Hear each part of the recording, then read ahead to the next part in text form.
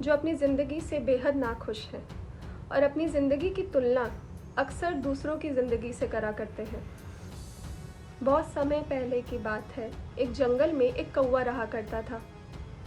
वो कौवा अपनी ज़िंदगी से बेहद नाखुश था। वो इतना नाखुश था कि एक दिन एक पेड़ की डाली पर बैठकर ज़ोर ज़ोर से रो रहा था। इत्तेफाक से एक साधु उसी पेड़ के नीचे बैठकर साधना कर रहे थे। साधु ने कौवे की ज़ोर ज़ोर से रोने की आवाज़ सुनी और उनने कौवे से पूछा, बच्चे तुम क्यों रो रहे हो? साधु का सवाल सुन कौवा और ज़ोर ज़ोर से रोने लगा और उसने साधु से कहा, महात्मा, मैं अपनी ज़िंदगी से बेहद दुखी हूँ। मुझसे कोई प्यार नहीं करता। मेरा काला रंग, मेरी कड़वी आवाज़, जो कोई भी देखता है और सुनता है मुझे भगा देता है। कोई मुझे खाना नहीं देता। ऐसी ज़िंदगी से तो मर जाना ही बेहतर है। साधु को कौवे की बात सुन उस पर दया आ गई। उसने उससे कहा, बच्चे, भगवान ने जैसा भी तुम्हें बनाया है उसे स्वीकार करो। उसी में तुम्हें असली खुशी मिलेगी। साधु की इतनी गहरी बात कौवे को समझ नहीं आती और वो जोर जोर से रोने लगता है। साधु को कौवे का रोना देख उस पर बहुत ही दया आ जाती है और कहता है, मत रो बच्चे, अच्छा बोलो, तुम क्या बनना चाहते हो? मैं अपनी साधना की शक्ति से तुम्हें कुछ भी बना सकता हूँ। कहो, क्या चाहता है तुम्हारा मन बनना? कौवे ने क्षण भर भी न गवाकर साधु से कहा, साधु, अगर ऐसा है कि मैं जो चाहूँ आप मुझे बना सकते हो तो आप मुझे हंस बना दो, क्योंकि मेरे हिसाब से इस दुनिया का सबसे सुंदर और खुशनसीब पक्षी हंस होता है। साधु कहते हैं, ठीक है, हम तुम्हें हंस बना देंगे, लेकिन हमारी एक शर्त है। शर्त ये है कि पहले तुम एक हंस के पास जाओ और उससे जाकर पूछो, क्या वो अपनी ज़िंदगी से खुश है? अगर उसका जवाब हाँ है तो मैं तुम्हें हंस बनाऊंगा। कौवा क्षण भर भी ना गवाकर जंगल के अंदर चला जाता है और वहां जाकर हंस को ढूंढने लगता है। दूर किसी तालाब के नीचे उसे एक हंस दिखता है। वो झट से हंस के पास जाता है और हंस से कहता है, तुम कितने सुंदर हो, तुम्हारा सफ़ेद रंग सबका मन मोह लेता होगा। यकीनन तुम इस धरती के सबसे सौभाग्यशाली पक्षी हो। हंस कौवे की बात सुन दुखी मन से उसे कहता है, कौवे, तुम्हें क्यों लगता है कि मैं सबसे सौभाग्यशाली पक्षी हूँ? दुनिया में भगवान ने कितने रंग बनाए हैं, लेकिन मेरे पास सिर्फ एक रंग, सफ़ेद। ये भी कोई रंग होता है? मैं अपनी ज़िंदगी से बेहद नाखुश हूँ।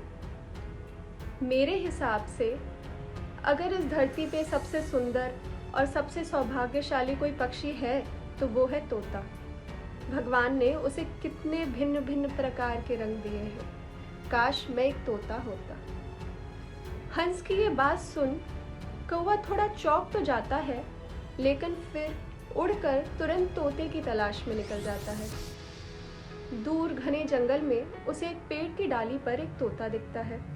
वो झट से उसके पास जाकर उसकी तारीफ करता है और उसे कहता है, हे तोते, भगवान ने तुम्हें कितने भिन्न भिन्न प्रकार के रंग दिए हैं। जरूर ही तुम इस धरती के सबसे सौभाग्यशाली पक्षी होगे।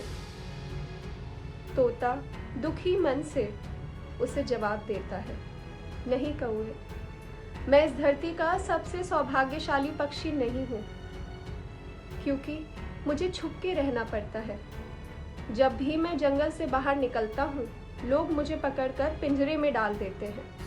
मैं अपनी ज़िंदगी से बेहद नाखुश हूँ।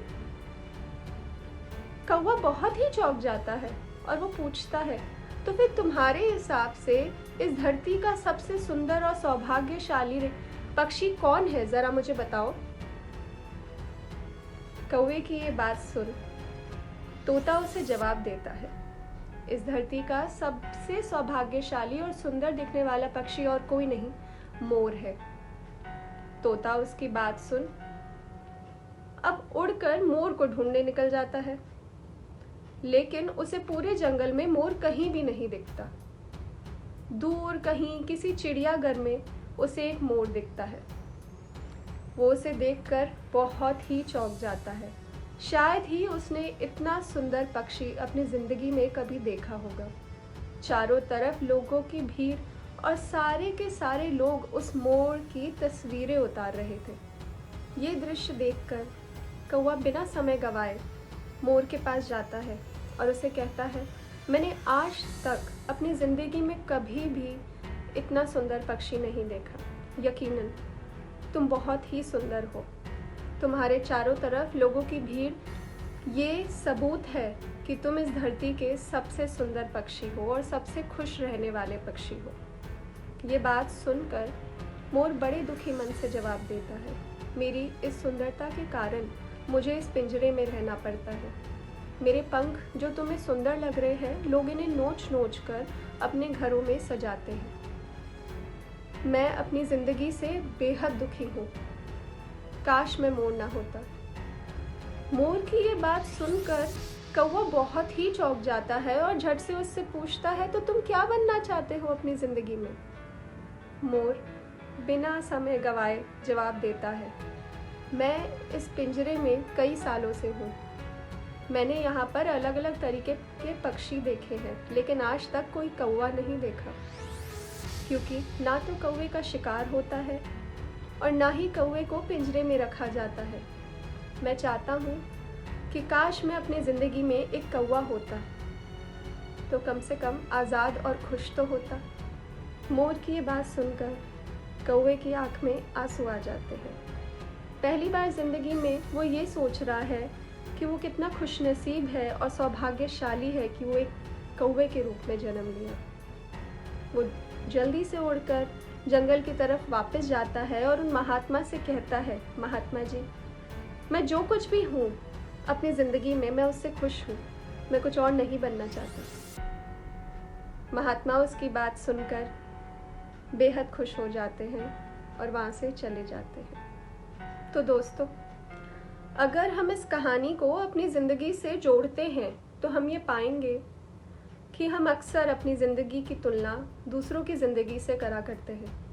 हमें अक्सर ये लगता है कि हमसे सामने वाला हमसे ज़्यादा सुंदर है, हमसे ज़्यादा पैसे वाला है या हमसे ज़्यादा सौभाग्यशाली है। लेकिन अगर आप गौर से देखें तो आप ये जानेंगे कि जिसकी ज़िंदगी से आप तुलना कर रहे हैं वो खुद अपनी ज़िंदगी की तुलना किसी और से कर रहा होता है।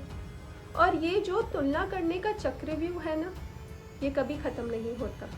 दोस्तों, इस ज़िंदगी में कोई ना कोई आपको ऐसा ज़रूर मिलेगा जो आपसे ज़्यादा सक्षम होगा। अगर आप अपनी ज़िंदगी की तुलना उस इंसान से करते रहेंगे तो हमेशा नाखुश ही रहेंगे। एक इंसान, उसके पास जो कुछ भी है, अगर वो उसमें खुश है तो इस धरती का सबसे खुशनसीब इंसान है। इसका मतलब मैं ये नहीं कह रही कि आप आगे बढ़ना छोड़ दें। बढ़िए, रोका किसने है? पर लड़ाई आपकी खुद से ही है। किसी और से तुलना करना बंद कर दीजिए। आपके ख्याल ही आपकी जीत का रास्ता तय करते हैं। अब ये आपके हाथ में है कि दूसरों को देखकर दुखी होना है या अपना रास्ता खुद बनाना है।